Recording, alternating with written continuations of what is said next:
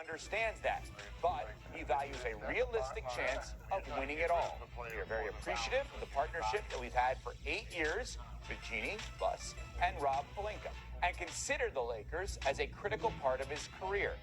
We understand the difficulty in winning now while preparing for the future. We do want to evaluate what's best for LeBron at this stage in his life and career.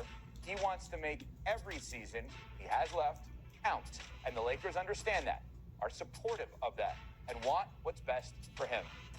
Wendy, your biggest takeaway from these statements are what?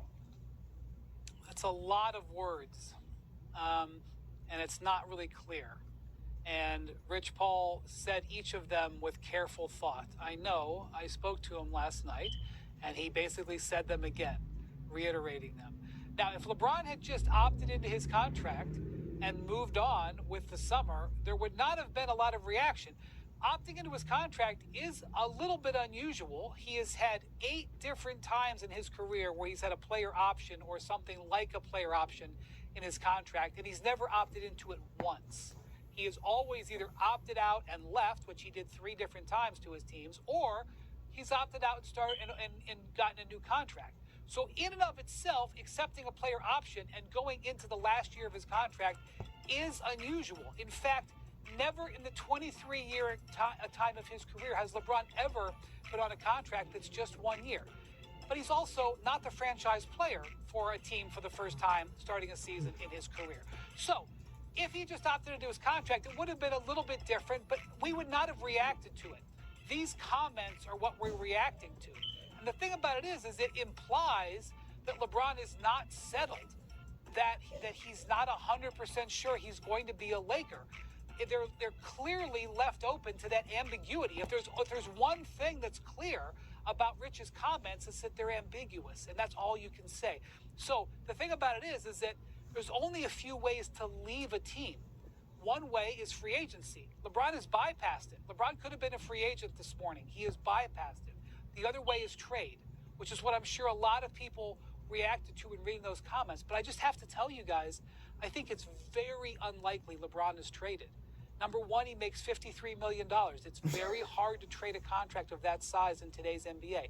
Secondly, he has a no-trade clause, which not only means he can determine where he's traded, it means that he can determine what he's traded for. And so it's very unlikely that there is a trade. So I am expecting LeBron to be a Laker next season, but I'm also telling you I don't know what to make of these comments. Kirk? LeBron ain't going nowhere. I think because it's a new owner, it was just a message out there. And one, I think it was clarity on Rich Paul's part about him opting in, which got us to this point. But I think also it was a message to the new ownership group that the standards are the same, right? I'm trying to compete for a championship. And as the new owner of the Lakers, the standards should always be that. You're one of the most historic franchises in sports that have built your franchise on winning championships. Also, Rich Paul said, we understand. We understand that you're building for the future. The future is now. Luka Doncic is the future. It is now. He's only 2 years removed from the NBA Finals. You don't think Luka is trying to compete for a championship right now? Yes, absolutely. LeBron James, 45-minute flight to Arizona, where his son Bryce, his younger son Bryce, is going to school at. Bronny James is still on the team.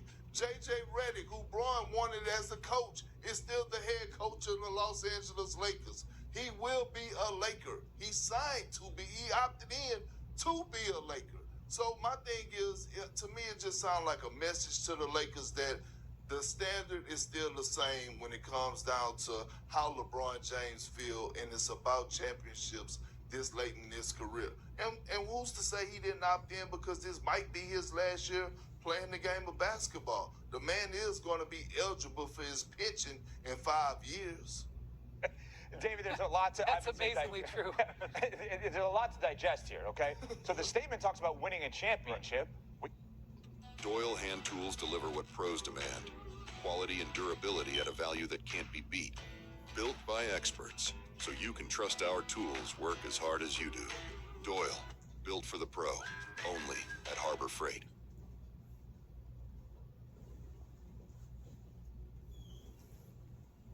We don't know if the Lakers are a championship-level team. Perk said he's not going anywhere. Wendy said it's unlikely that he's not going anywhere. Your reaction to Rich Paul? Yeah, this is the LeBron Rich Paul playbook that they've used for his entire career, even before the NBA. But I mean, LeBron determines what happens ever since high school, right? And now the playbook is the same, but the game has changed, right? LeBron does not have the leverage that he once had. LeBron and Rich Paul love keeping their organizations on their toes, making them feel like they constantly have to work and add free agents to do whatever they can to win a championship on his watch in his window. The problem is that window isn't there anymore.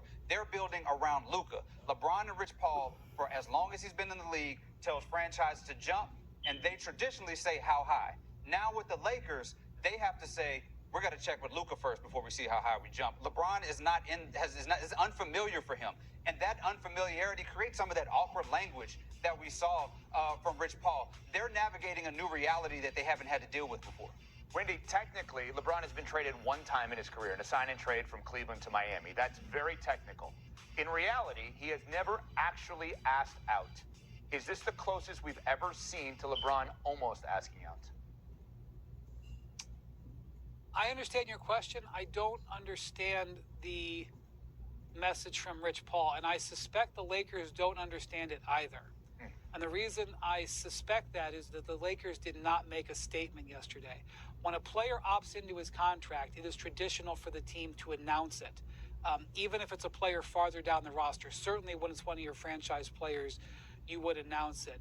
The Lakers made no announcement yesterday. And in fact, I had to check with teams in the league to make sure LeBron actually went through with the process of signing the paperwork to opt in. And that he did. It's all official and everything. But the Lakers, because I wanted to see what the Lakers said about this. Because last year when LeBron signed a contract, the 9th contract of his career, the 3rd contract he signed with the Lakers, they put out a tremendous press release with a quote from Rob Pelinka. I counted the words, like 120 words. Yesterday, nothing.